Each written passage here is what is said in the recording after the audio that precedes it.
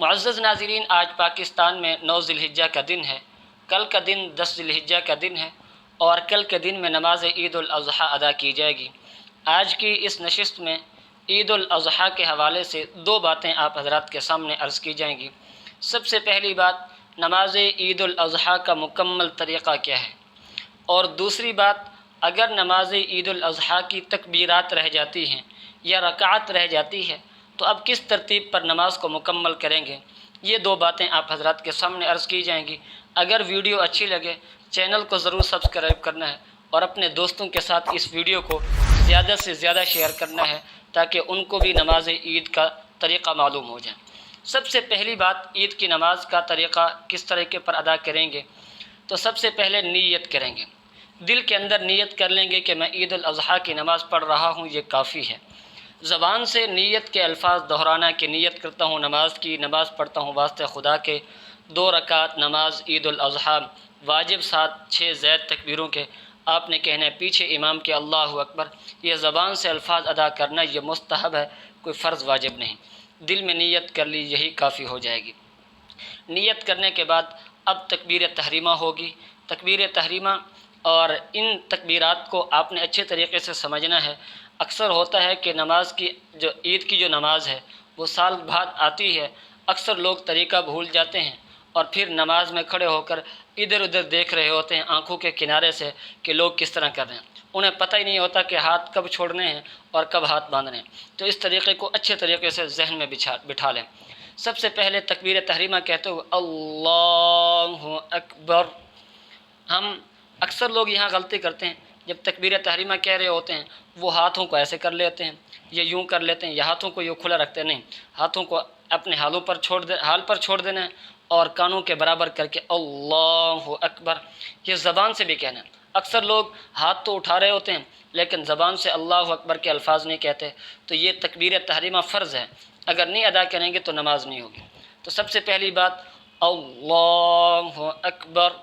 اب ہاتھ کو ایسے ہی باندھنا ہے، یہ 3 انگلیاں کلائی پر بچھا لینی ہیں، اس انگلی اور انگوٹھے کے ساتھ کلائی کو پکڑ لینا ہے۔ اس کے بعد ثنا پڑھی جائے گی۔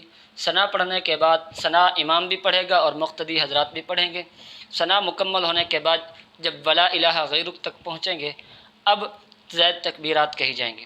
اب پہلی تکبیر کہتے ہوئے اللہ اکبر، اللہ اکبر، یہ 2 تکبیریں ہوں گی۔ اب تیسری تکبیر کہتے ہوئے ہم نے ہاتھوں کو چھوڑنا نہیں بلکہ ہاتھوں کو باندھ لینا ہے، اللہ اکبر۔ اب امام صاحب قرات کریں گے، سورہ فاتحہ اور دوسری سورت پڑھیں گے، اس کے بعد رکوع ہوگا، 2 سجدے ادا کیے جائیں گے۔ یہ پہلی رکعت۔ دوسری رکعت میں جب امام صاحب کھڑے ہوں گے تو سب سے پہلے قرات کریں گے، فاتحہ پڑھیں گے، دوسری سورت ساتھ پڑھیں گے، اس کے بعد زائد تکبیرات اس ترتیب پر ادا کریں گے، اللہ اکبر، اللہ اکبر، اللہ اکبر۔ یہ 3 تکبیرات کہیں اور ہاتھ چھوڑ دیے۔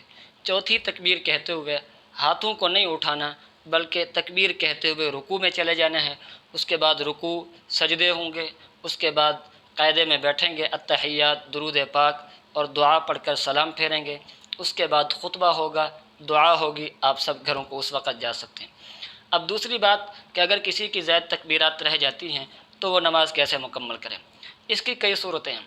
پہلی صورت یہ کہ کوئی آدمی آیا، امام صاحب جو پہلی رکعت کی تکبیرات کہہ چکے تھے، قرات شروع کر چکے تھے، اب یہ شخص آئے، نیت باندھے اور امام کے پیچھے کھڑا ہو جائے۔ امام اپنی قرات مکمل کرے گا، قرات مکمل کرنے کے بعد جب امام صاحب رکوع میں جائے گا تو یہ شخص رکوع کے اندر چلا جائے۔ اب رکوع کی جو تسبیحات ہیں، سبحان ربی العظیم، ان کو پڑھنے کی بجائے پہلے یہ اپنی زائد تکبیرات کہے گا، اور جو رکوع کے اندر زائد تکبیرات کہے گا ان کے اندر اس نے ہاتھ نہیں اٹھانا، بغیر ہاتھ اٹھائے اپنی تکبیرات مکمل کرے گا۔ اس کے بعد اگر وقت بچ جائے، ابھی امام صاحب رکوع کے اندر ہیں تو رکوع کی تسبیحات پڑھ لے، وگرنہ پھر کھڑا ہو جائے۔ اسی اسنا میں اگر اسی مقتدی نے 2 تکبیرات کہی تھیں، ابھی تک تیسری تکبیر نہیں کہی تھی، امام صاحب کھڑے ہو گئے رکوع سے، تو یہ شخص بھی امام صاحب کے ساتھ کھڑا ہو جائے، اب جو ایک تکبیر اس سے رہ گئی ہے وہ معاف ہو جائے گی۔ یہ تو پہلی رکعت تھی۔ اور اگر کوئی آدمی اس حالت میں پہنچا کہ امام صاحب پہلی رکعت مکمل کر چکے تھے، رکوع کے اندر جا چکے تھے، تو یہ شخص آئے تکبیر کہے اور رکوع میں جائے، رکوع میں جانے کے بعد پھر اپنی وہی تکبیرات کہے گا۔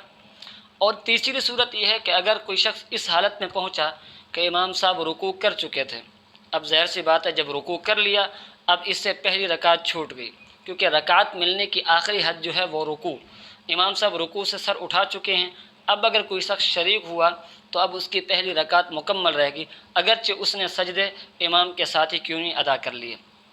پہلی رکعت امام صاحب مکمل کر چکے تھے، یہ آئے گا امام صاحب کے ساتھ اپنی نماز کو امام صاحب کی ترتیب پر مکمل کرے گا۔ اس کے بعد امام صاحب اپنی رکعت مکمل کرنے کے بعد سلام پھیر لیں گے، یہ شخص اپنی پہلی رکعت کو ادا کرنے کے لیے کھڑا ہوگا۔ اب اس نے کیا کرنا ہے؟ اب اس نے پہلے قرات کرنی ہے، اگرچہ اس کی پہلی رکعت چھوٹی ہے اور پہلی رکعت کی جو ترتیب تھی وہ یہ کہ پہلے تکبیرات تھیں پھر قرات تھی، لیکن چونکہ اب یہ امام صاحب کے ساتھ نہیں ادا کر رہا لہٰذا اب یہ اس کو دوسری رکعت کی ترتیب پر پڑھے گا، پہلے قرات کرے گا، اس کے بعد زائد تکبیرات کہے گا، پھر رکوع میں جائے گا۔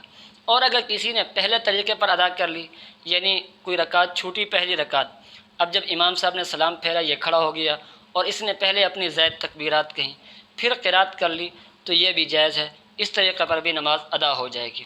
اگر ویڈیو اچھی لگی ہو تو لائک ضرور کرنا ہے اور کمنٹ میں اپنی محبت کا اظہار ضرور کر دینا ہے۔